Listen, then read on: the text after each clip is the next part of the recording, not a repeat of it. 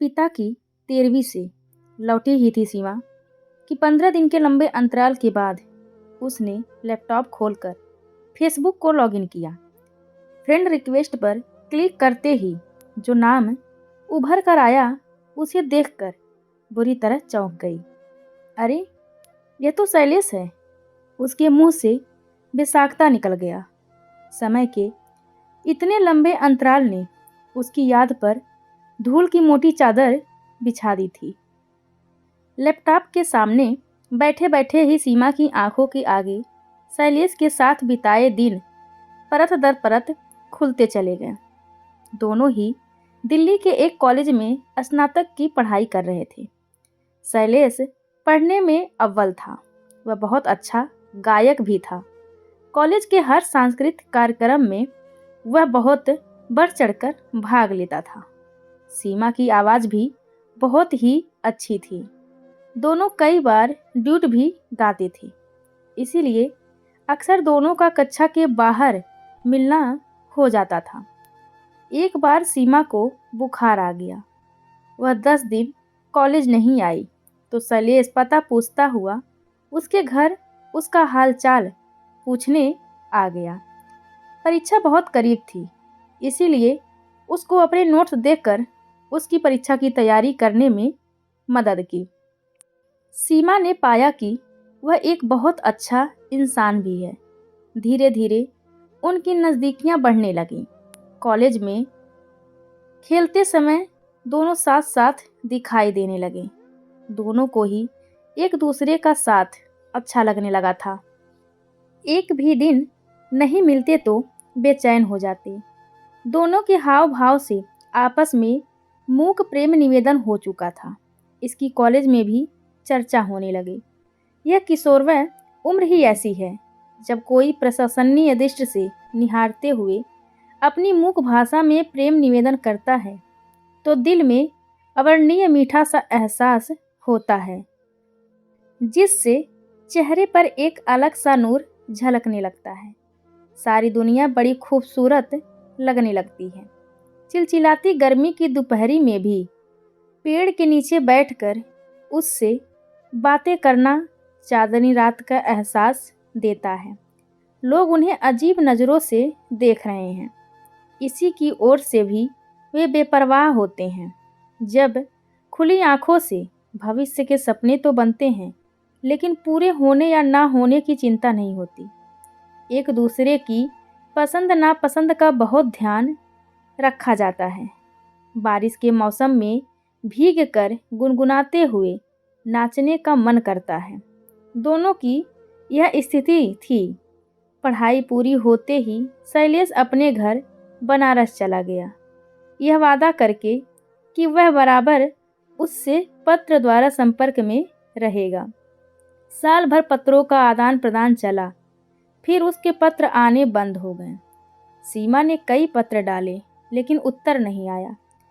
उस जमाने में ना तो मोबाइल थे, ना ही इंटरनेट। धीरे धीरे सीमा ने परिस्थितियों से समझौता कर लिया, और कर भी क्या सकती थी। सीमा पढ़ी लिखी थी तथा आधुनिक परिवार से थी। शुरू से ही उसकी आदत रही थी कि वह किसी भी रिश्ते में एक तरफा चाहत कभी नहीं रखती। जब कभी उसे एहसास होता कि उसका किसी के जीवन में अस्तित्व नहीं रह गया है, तो स्वयं भी उसको अपने दिल से निकाल देती थी। इसी कारण धीरे धीरे उसके मन मस्तिष्क से शैलेश निकलता चला गया। सिर्फ उसका नाम उसके जेहन में रह गया था। जब भी वह नाम सुनती तो एक धुंधला सा चेहरा उसकी आंखों के सामने तैर जाता था। इससे अधिक और कुछ नहीं। समय निर्बाध गति से बीतता गया। उसका विवाह हो गया और 2 प्यारे प्यारे बच्चों की माँ भी बन गई। पति सुनील अच्छा था, लेकिन उससे मानसिक सुख उसे कभी नहीं मिला। वह अपने व्यापार में इतना व्यस्त रहता कि सीमा के लिए उसके पास समय ही नहीं था। वह पैसे से ही उसे खुश रखना चाहता था। 15 साल के अंतराल पर फेसबुक पर शैलेश से संपर्क होने पर सीमा के मन में उथल पुथल मच गई और अंत में वर्तमान परिस्थितियां देखते हुए रिक्वेस्ट एक्सेप्ट ना करने में ही भलाई लगी। अभी इस बात को 4 दिन ही बीते होंगे कि उसका मैसेज आ गया। किसी ने सच ही कहा है कि कोई अगर किसी को शिद्दत से चाहे तो सारी कायनात उन्हें मिलाने की साजिश करने लगती है, और ऐसा ही हुआ।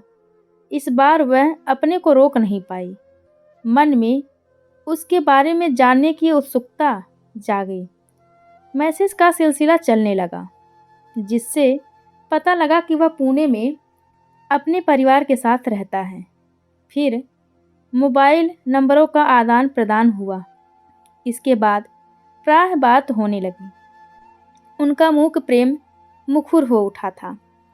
पहली बार शैलेश की आवाज़ फ़ोन पर सुनकर कैसी हो नयोना सी उसके दिल की स्थिति हो गई थी। उसका कंठ भाव वितोर से अवरुद्ध हो गया था। उसने सकुचाते हुए कहा, अच्छी हूँ, तुम्हें मैं अभी तक याद हूँ? मैं भूला ही कब था। जब उसने प्रत्युत्तर में कहा तो उसके दिल की धड़कनें बढ़ गई। उसने पूछा, फिर पत्र लिखना क्यों छोड़ दिया? तुम्हारा एक पत्र माँ के हाथ लग गया था तो उन्होंने भविष्य में तुम्हारा मेरा संपर्क में रहने का दरवाज़ा ही बंद कर दिया और मुझे अपना वास्ता दे दिया था।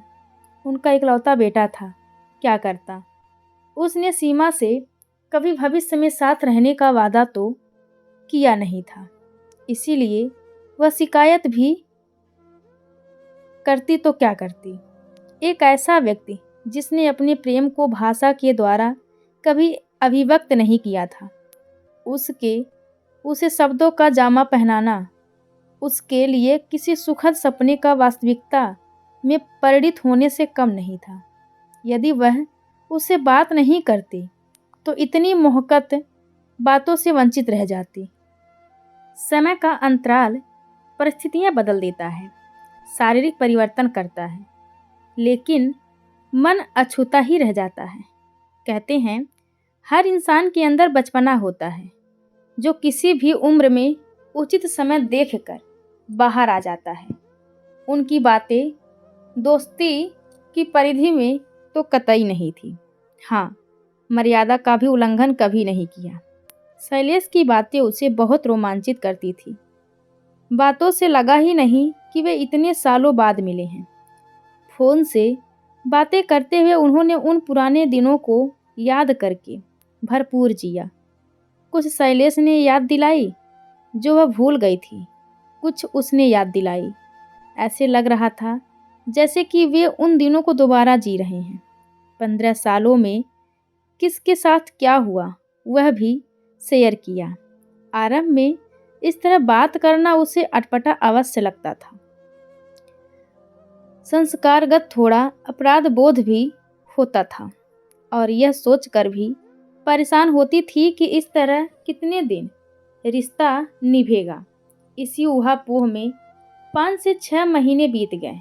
दोनों ही चाहते थे कि यह रिश्ता बोझ न बन जाए।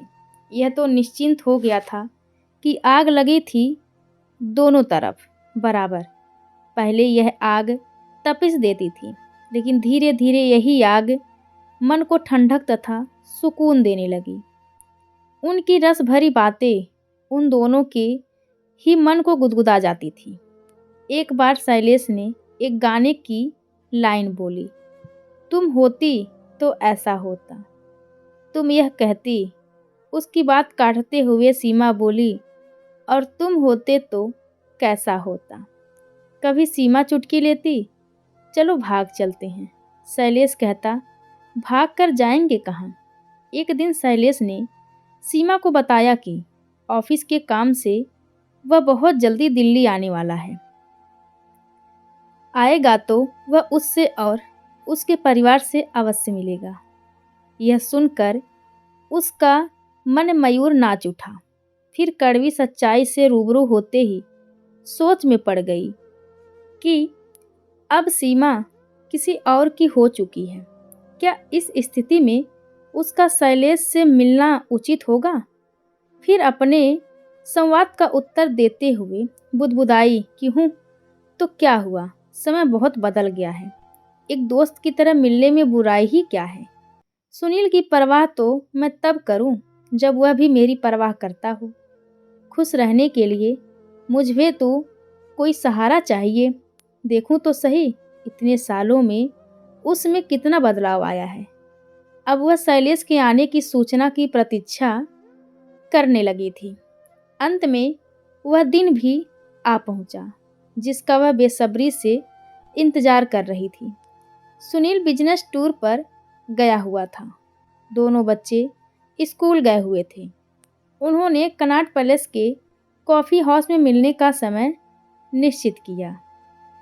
वह शैलेश से अकेले घर में मिलकर कोई भी मौका ऐसा नहीं आने देना चाहती थी कि बाद में उसे आत्मग्लानि होने लगे।